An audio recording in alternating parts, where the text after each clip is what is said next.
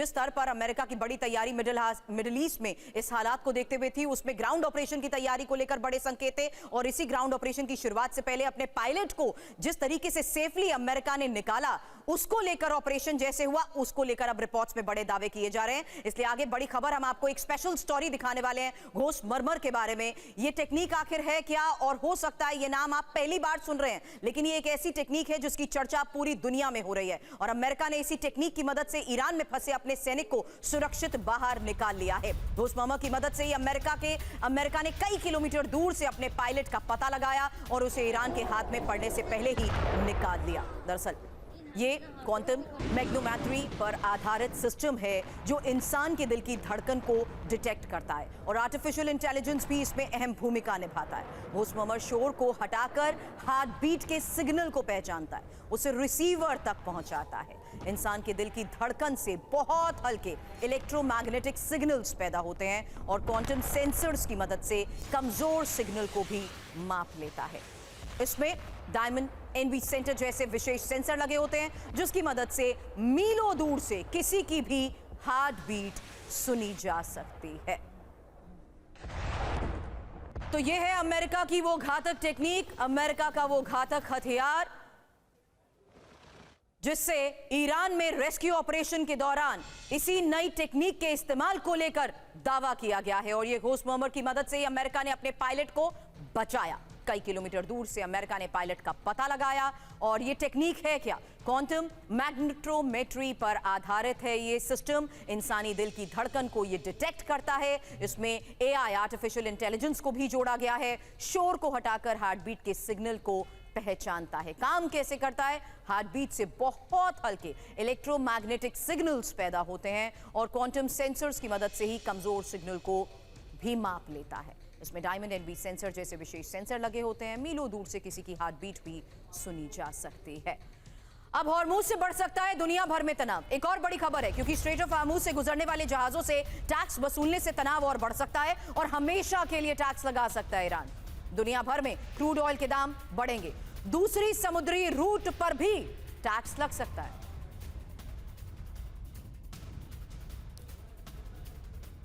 तो क्या straight of Hormuz से शुरू समुद्री जंग? क्योंकि हॉर्मूज पर टैक्स लगा तो होगा क्या? दूसरे समुद्री रूट पर भी टैक्स लागू हो सकता है। अंतर्राष्ट्रीय व्यापार महंगा होगा। तेल, गैस, कंटेनर, शिपिंग सब महंगे। वैश्विक स्तर पर महंगाई बढ़ेगी। समुद्री रास्ते राजनीतिक हथियार बन जाएंगे। और संयुक्त राष्ट्र के नियम क्या हैं, जहां सभी देशों के जहाजों को ट्रांजिट पैसेज का अधिकार है और बिना टैक्स के जहाजों को गुजरने का यह अधिकार है। हॉर्मूज पर टोल लगाना अंतर्राष्ट्रीय कानून को चुनौती देना है। जबकि दुनिया के दूसरे हॉर्मूज कौन कौन से हैं? वो इंपॉर्टेंट रूट जहां मलक्का स्ट्रेट नियंत्रण मलेशिया, इंडोनेशिया और सिंगापुर के पास, टोल लगा तो एशिया की सप्लाई चेन हिल जाएगी। वहीं दूसरा रूट है बाब अल मंदेब, जो कि जिसका नियंत्रण यमन और जिबूती के पास है। यहां पहले से ही अस्थिरता है। और बॉस्फोरस स्ट्रेट, जहां पर तुर्की का नियंत्रण है और तुर्की कंट्रोल बढ़ा सकता है। हालांकि स्वेज नहर, जहां पर मिस्र का नियंत्रण है और मानव निर्मित नहर होने से टोल वैध। अब एक और बड़ी खबर है, जहां कल इस्लामाबाद में यूएस और ईरान की वार्ता होगी और अमेरिकी प्रतिनिधिमंडल का नेतृत्व उपराष्ट्रपति जेडी वेंस करेंगे। हालांकि अमेरिकी टीम में विटकॉफ, विराट कुशनर भी होंगे और ईरान की तरफ से विदेश मंत्री अब्बास अराक्ची, ईरानी संसद के स्पीकर मोहम्मद बागेर गालिबाफ होंगे। बातचीत का पहला राउंड बेहद अहम है। अब वार्ता से पहले जेडी वेंस की चेतावनी, जहां ईरान लेबनान मुद्दे पर वार्ता बिगाड़ना चाहता है। लेबनान से ईरान का कुछ लेना देना नहीं है। ईरान का फैसला मूर्खतापूर्ण, ये उनकी पसंद।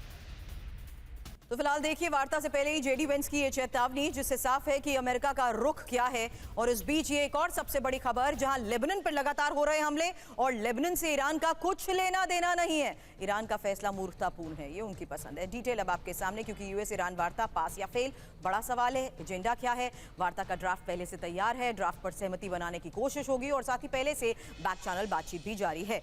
कोई लाइव कवरेज नहीं और अंत में संयुक्त बयान जारी। इसके साथ ही आपको बता दें ईरान की शर्तें, क्योंकि आर्थिक प्रतिबंधों में तुरंत राहत ईरान चाहता है। तेल निर्यात पर भी रोक हटे, परमाणु कार्यक्रम पर सीमित नियंत्रण और साथ ही मध्य पूर्व पर कोई समझौता ईरान नहीं करेगा। जबकि अमेरिका की शर्तें भी साफ है, यूरेनियम एनरिचमेंट कम करे ईरान और परमाणु साइट्स पर आईएईए की निगरानी हो। साथ ही प्रॉक्सी ग्रुप्स की गतिविधियां भी सीमित करे। जबकि चुनौती साफ है, विश्वास की कमी है और लेबनान में हमले भी और तेज हो चुके हैं। मध्यस्थ की नीयत पर भी सवाल है और अरब देशों का दबाव, जहां ट्रंप का बड़बोलापन क्या इस बातचीत पर बड़ा असर डालेगा?